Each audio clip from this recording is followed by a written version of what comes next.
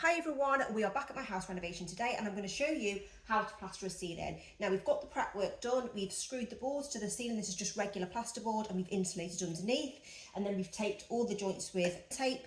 We have also filled any uneven areas on the ceiling with drywall adhesive just because we were dot and dabbing the walls at the same time. So we just use that as a little bit of filler and just to get the surface a little bit more flatter and more level for us to plaster onto.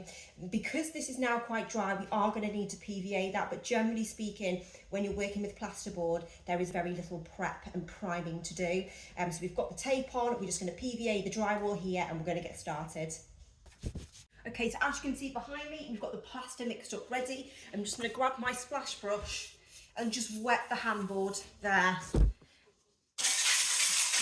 and wet the trowel as well. We do want to make sure that this is a little bit wet so that the plaster doesn't dry to your handboard, because you'll get lumps all the way through your ceiling, which we don't want. I'm going to just wipe them off there. You don't have to do that, but ultimately I don't want it too wet that the plaster's sliding off. So just give them a little bit of a dry. Also, when you're plastering, don't wear any nice clothes because they're going to get ruined. When we're applying this first coat, we want to make sure it's around 3mm, and then we'll put the second coat on maybe around another 2mm. So you're looking at maybe a 5mm in total. Ultimately, you're not going to get your tape measure out and measure it, but we want to make sure that all this mesh taping here, your scrim tape, is completely covered. We don't want any of that showing through, and that is why we put the 2 coats on, just to make sure that all of that is covered. So we've wet our handboard now. We know that the fresh plaster isn't going to stick to it, and we need to get this off and get it on the ceiling. So to take this off your handboard, we don't just use our trowel. A lot of people will make the mistake of trying to get it off just with the trowel, and it will go everywhere. It's a two-way process. We use this and we use this to get the plaster off. Okay, so we're tipping them into each other.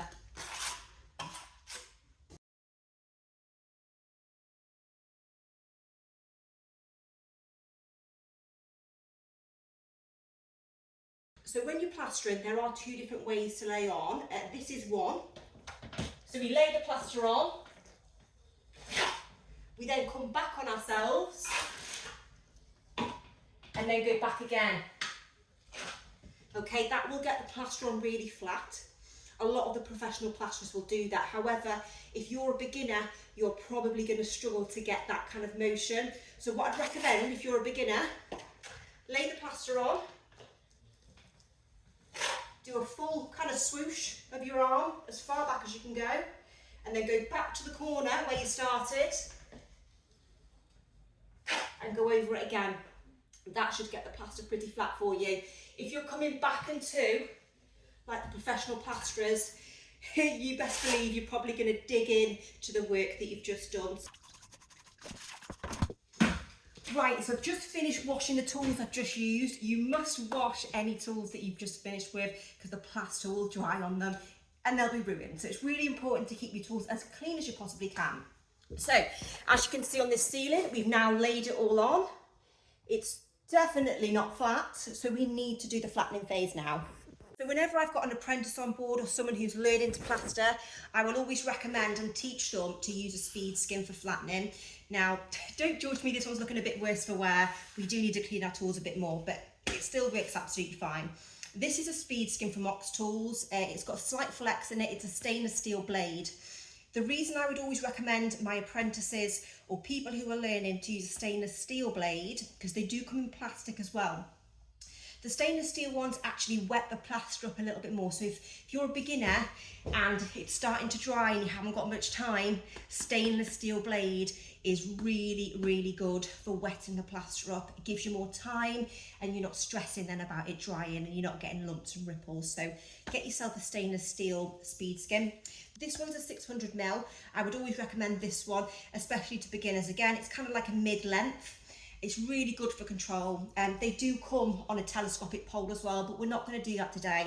This is a beginner video, so I would definitely make sure we're going to get up there on our hop up and we're going to flatten with this. Now you use this with 2 hands to get the ceiling flat. Okay, it's not a one-handed thing. You can use it with 1 hand, but as a beginner, we really want to be using 2 hands so we've got full control.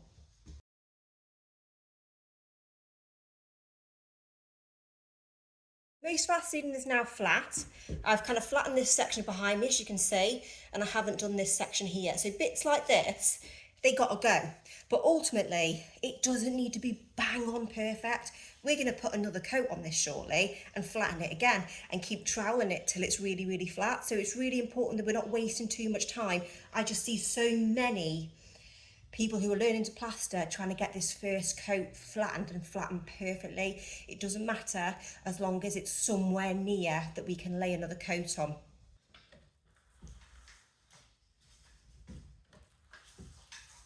Right, so this is the ceiling flat now using the stainless steel speed skim.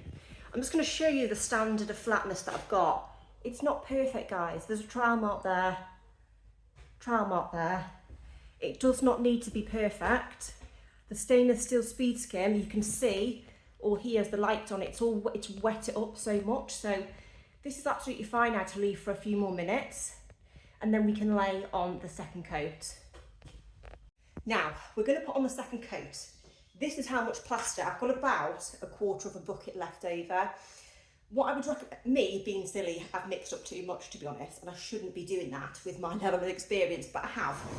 Now, if you find yourself that you've mixed up too much plaster and you don't want to waste it, you can just wet this back up. When I started plastering, I always used to get rid of anything that I didn't use on the first coat, and another plasterer said to me that he never ever wastes plaster, and I kind of taken that on board. So we're not going to get rid of this, we're going to wet it up. Please be kind of aware that if you're a beginner plasterer and you're wetting up the first mix, this will dry a lot quicker than it would do if it was just freshly mixed in the bucket.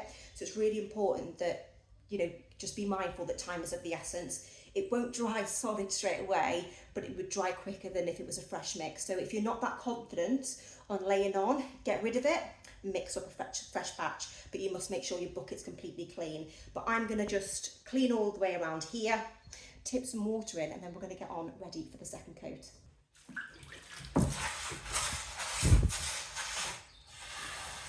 Okay, so once you've mixed up your plaster for your second coat, it should be ever so slightly wetter than the first coat you did. So something just to be aware of, it might fall off your handboard a little bit more. We don't want it like soup, okay? We don't want it splashing everywhere. It's really important that with this second coat, it's a little bit wet so it glides onto your first coat. This first coat now has started to dry a little bit, so it will be a little bit more firm. If this is ever slightly wetter, it will just glide straight on. But as I said, please be aware, we don't want it like soup because it will go everywhere, okay? You can see it's not really falling off the handboard, but it is a little bit wetter, okay? Right, let's get to work.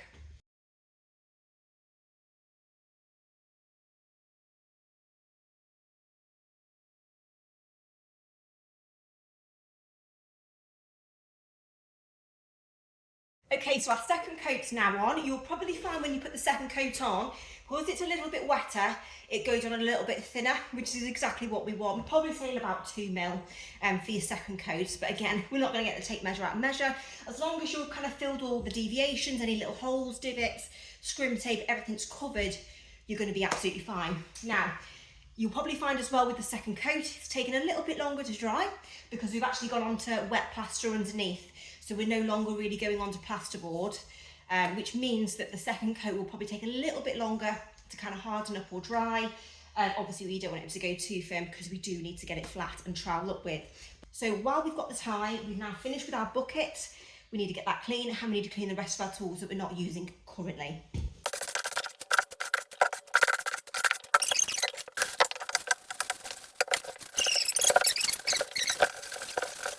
So we're still waiting to flatten the ceiling. It's probably going to be ready by now. So we're going to get the stainless steel speed skim on. Again, it's exactly the same process.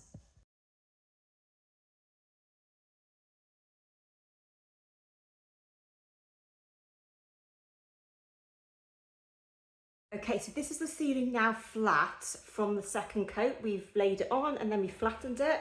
As you can see, it's so much more flat than the first coat. We've still got a couple of deviations here.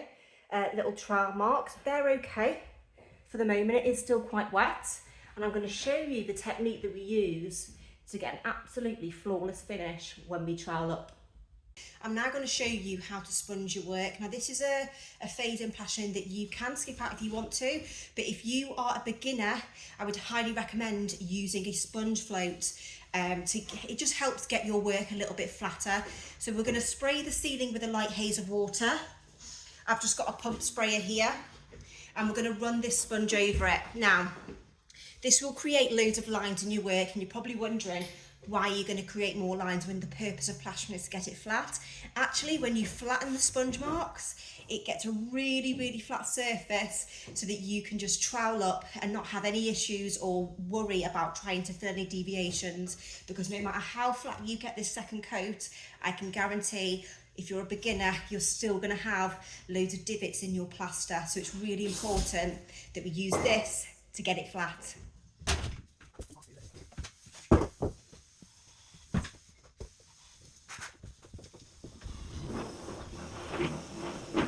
So I'll just demo this now for you, and then you can have a little go at home.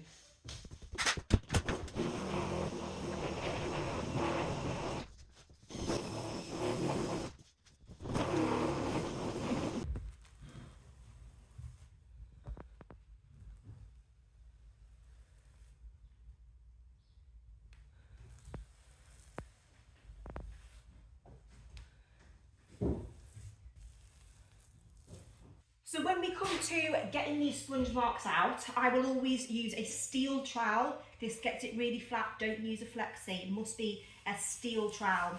They're a lot firmer, so it will get these straight out. This will be your laying on trowel, so what you put the plaster on with. I will also take a 4-inch splash brush. So I'm going to dip this into some water. I'm not going to throw loads of water on the ceiling. I never do that when I take the sponge marks out, but I will just brush around the edges just in case any areas have dried a little bit. So we're going to get a little bit of water on there. We're going to start where we started originally, because I know that bit will be the most dry, and we'll get troweling these out now. We're going to do another touch test on this. It feels a little bit drier, so I'm going to go on that. We ultimately want the fingerprints to look like this when you're touching it. See here, it's not leaving us prominent fingerprints as here. So that, we know, is ready to trowel. Okay, so I started up here in this section. I'm just going to touch it now. Still leaving, can you see the raised bits of the fingerprints there? That for me, it's very nearly ready. We want it to leave some fingerprints, but we don't want it to be completely wet. If you're touching this and it's not leaving any fingerprints at all, then you've left it too long. So you want it to have some little fingerprints like this. I'm just going to leave it a couple more minutes. So this is what your ceiling should look like after you've sponged it. Don't panic, all of these will come out. So we just need to make sure that we're not troweling it too early, that it's too wet, and we're not troweling it too late, that it's too dry and we can't get them out. So we're going to do the little touch test now to see if this is dry. Right, so again, I'm just going to brush in those edges, get any lumps of plaster off, and you'll see now how flat this ceiling is going to go. So if you want to zoom in there, George, and you can just see it's so flat, there's no little deviations, no lumps and bumps, it's just coming up really, really flat. I am putting a bit of pressure on. So this is why the sponge technique is really good for beginners, because if you've got a nice flat surface to trowel up with, one, your work's going to look loads better, and two, it's just going to be so much easier for you. Else you'll spend so much time filling in deviations and your plaster will dry on you, and then you're going to have a lumpy ceiling, which we don't want. Okay, we're all flat now, we've got the sponge marks out. Now before you go and wash your tools, you want to use this excess plaster here to have a look around any parts of your work that you might have missed the sponge marks. So we've got one here and I've got one here. So all I'm going to do with this, put a bit of excess on and come straight over it just to fill that. We've got another one there, put a bit of excess on and come over it just to get that flat.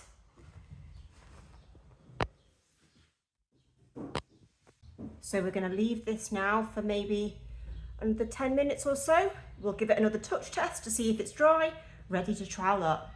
Okay, so I've left this about 5 or 10 minutes. We're going to do another touch test. That's a lot drier, so that's not leaving many fingerprints, but there is still a bit of like a dampness to it, which is what we want. We want it to be kind of making those lines there, something like that. We know that that's ready now to trowel up. So when you're checking to see if this is ready to trowel up, it needs to be ever so slightly dry. If you move your fingers on it, it's coming off quite a bit. We don't want that. That's no good. That's still too wet to be troweling up with. If I can get a bit here, see? That's far too wet there to be troweling up with, and you can see the light shining on it here. That's a good indicator. That's too wet, and we need to wait a little bit longer. So this plaster now is ready to trowel up. This is a really important phase to get out any deviations that might still be lingering around, and just really to get the plaster nice and flat. We do actually do 2 kind of wet trowels. We do 1 wet trowel now, and then we do another wet trowel to finish. But this first wet trowel is really important. You're going to need your splash brush. Again, I've got my 4-inch brush. We've got some fresh water here as well. You want to be troweling up with fresh water. It's really important. So just so we don't get any kind of dirty water on the ceiling, because that might be visible once we've finished. We've got some fresh water. We've got a 4-inch splash brush. And I've also got my steel trowel again. This is great for the first wet trowel because it gets it again really flat. Priority with plastering is making sure it's flat. So also your 4-inch brush will hold quite a lot of water. I've seen people use a 2-inch brush, but they're up and down off the hopper trying to fill the brush up again. So this holds plenty of water, so we're not up and down, and we're saving our knees. So I've got some fresh water here, and we're going to get started. So I've troweled up a little bit of the ceiling so far. I've got this kind of residue on my trowel. We want to get rid of that. We don't want to be having, because that'll just build and build and build. So we're just going to get rid of that. You must make sure that you're constantly cleaning your trowel when you're troweling up, okay? It's really important that we're troweling up with a clean trowel. So again, we're just going to brush in the edges, make sure they're nice and flat, flick a bit of water on. We've got our trail line here, so I know that I've already done that section. And we're going to come across. And if you wanted to get a good angle on the ceiling, George, you can really see how flat this is coming up now. And there's no deviations that I need to fill. That's why that sponge process was really important. It's made troweling up now really easy. And just while I'm over here, I'll just get where I can reach as well. Splash a bit of water on. I'm going to leave that trail line there for now. The reason I'm going to do that, I've got to get the rest of the ceiling, and I know that will be where I can finish. This ceiling has now had the first wet trowel, and you can see really how flat that is. It's come up really well. We've got the timings right, and there's going to be absolutely no ripples or deviations on this ceiling when it comes to be painted. So this ceiling is now very nearly ready to be final troweled. We're just going to give it a quick touch test to see if it's dry enough to do the final trowel. It's very nearly there. There's a little bit of dampness up here. I can feel it on my fingertips, so that's not quite ready, but this section that's quite dry. We don't really want any like residue of plaster coming off on our fingers, so just give it a bit of a touch test. And if it's still a little bit wet, just leave it. You can see it's making quite a few finger marks there. So we don't really want that at the moment. We want to make sure that it's not leaving any fingerprints at all. Right, we've left this again for another 10 minutes so it dries off. We're going to do a touch test. I can feel it's quite silky and there's not much kind of plaster coming off there. It's really quite dry. So that is ready to final trowel. So for your final trowel or your finishing trowel, whichever you want to call it, you're going to need a flexi. This is a flexi trowel. This is an Ultra Flex from Ox Tools. It's got a good bend to it, which it just glides straight over the plaster. This is bang on flat now anyway, so we don't need to be using a steel trowel on it. You can if you want to, but these glide over really nicely. I've got my 4-inch splash brush again. We don't need to put loads and loads of water on this now because ultimately it is kind of drying, so we just want to get a little bit of water on so that our trowel glides nicely over the plaster.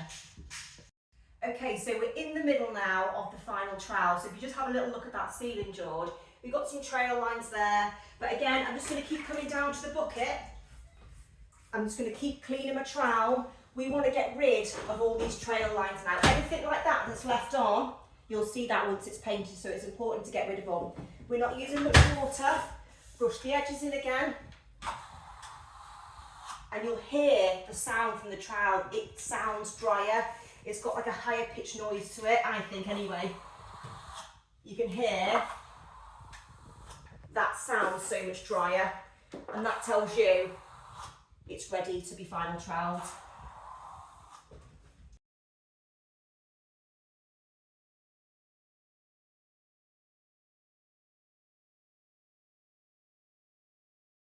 And that is how you plaster a ceiling. If you like the video, don't forget to subscribe and follow for more plastering tips.